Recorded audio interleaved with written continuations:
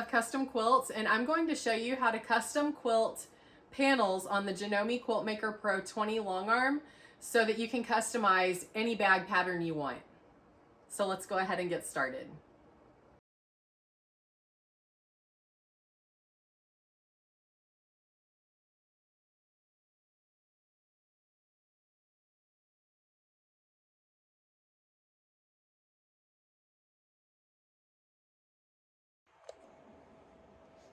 Okay, so you can see that I've got my backing fabric loaded, which this is just a really cheap sheet that I bought that I cut down to the size that I need. And I've gone ahead and fused my foam interfacing to the back of the pieces.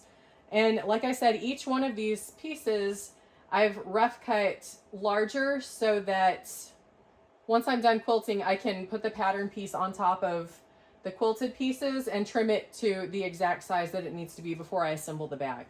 So what I'm going to do is I'm going to put on my ruler base for the Janome QMP20.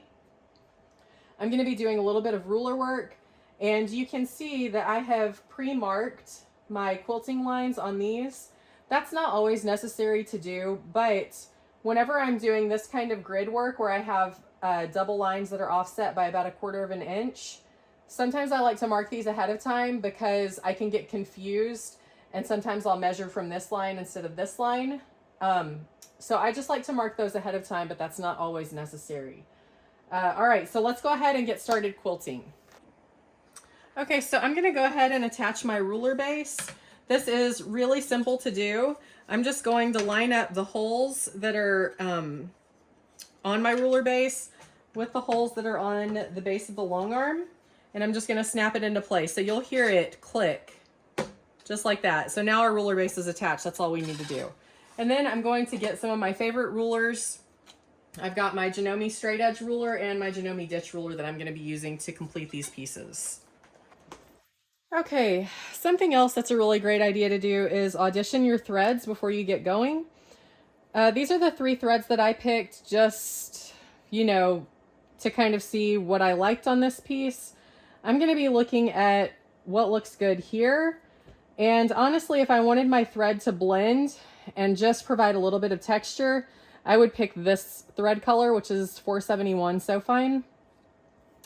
But I want it to pop just a little tiny bit. And so I'm going to pick this green that contrasts just a little bit.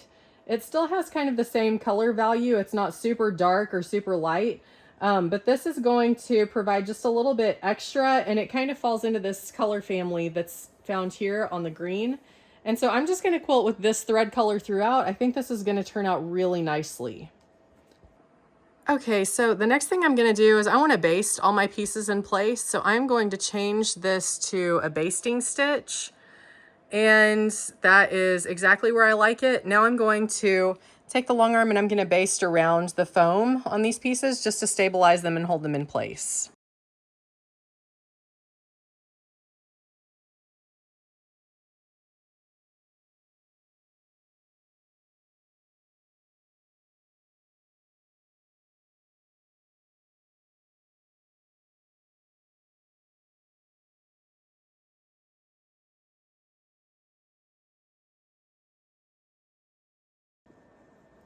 All right, so now I am ready to start quilting my panels.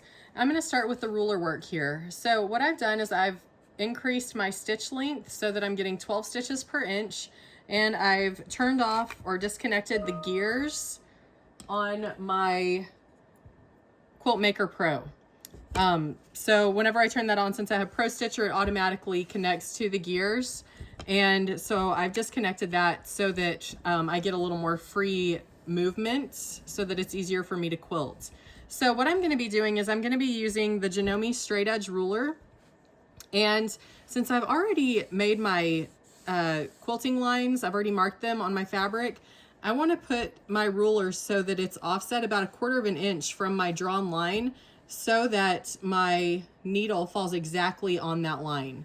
So you can see that since my ruler is offset about 1/4 of an inch, that my needle's going to fall right on that line. So I'm going to go ahead and start quilting, and I'm going to do my needle up, needle down to bring my bobbin thread to the top. And I'm gonna quilt in place a little bit on the outside just to secure that. And I'm just gonna go ahead and start quilting.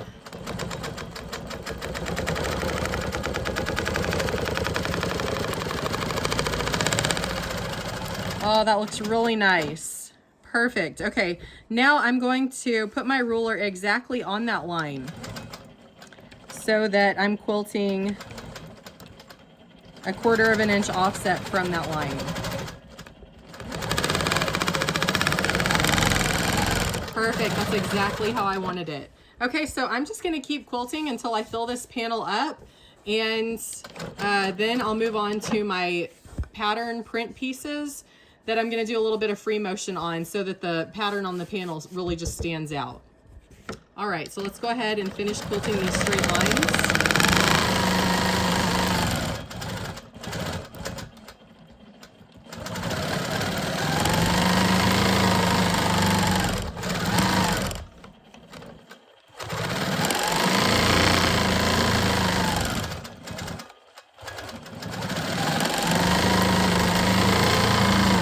And I will say this goes by so much faster since I've pre-marked my lines. I don't have to worry about measuring and making sure that I've got the perfect distance every time. I know that everything's gonna be perfect because I've already pre-marked my fabric. And I marked this fabric with a friction iron erasing pen, and I did it in a color that was pretty similar to my fabric. I don't always use those because I'm a little wary that they create ghost lines after you iron them away. But for this instance, I felt like it was appropriate to use that.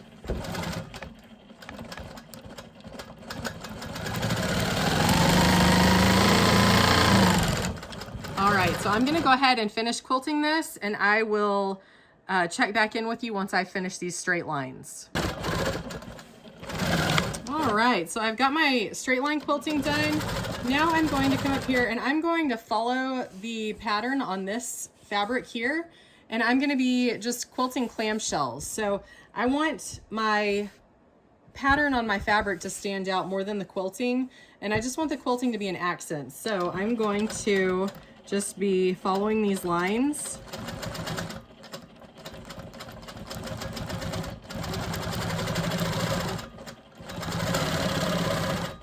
And I know that's easier said than done sometimes, but these are pretty easy curves, I feel like. So this shouldn't take any time at all. Also, I could have just continued the straight line quilting, but I didn't want my quilting to fight with the print on the fabric. So that's why I opted for this. Come over here.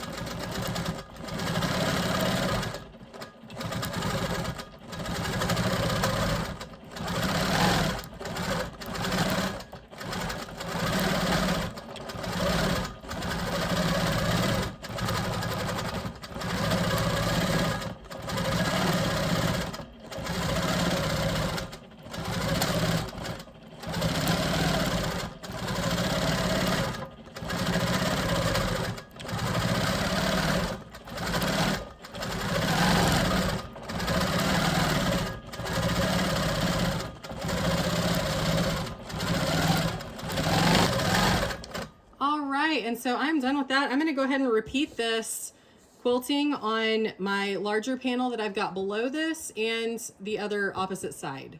So I'll check back in once I finish that up. All right, so I've got all my panels quilted, and you can see how awesome this texture really brings out the clamshells. And I really love the quilting on this. I love these straight lines. I think this is going to look awesome. So it's really simple. Whenever you want to quilt panels for a bag, you just need to rough cut them about 2 inches bigger all the way around on each side, depending on the density of your quilting, and you'll be good to go. Okay, now I've got my piece trimmed down to size and I'm ready to use it for my bag.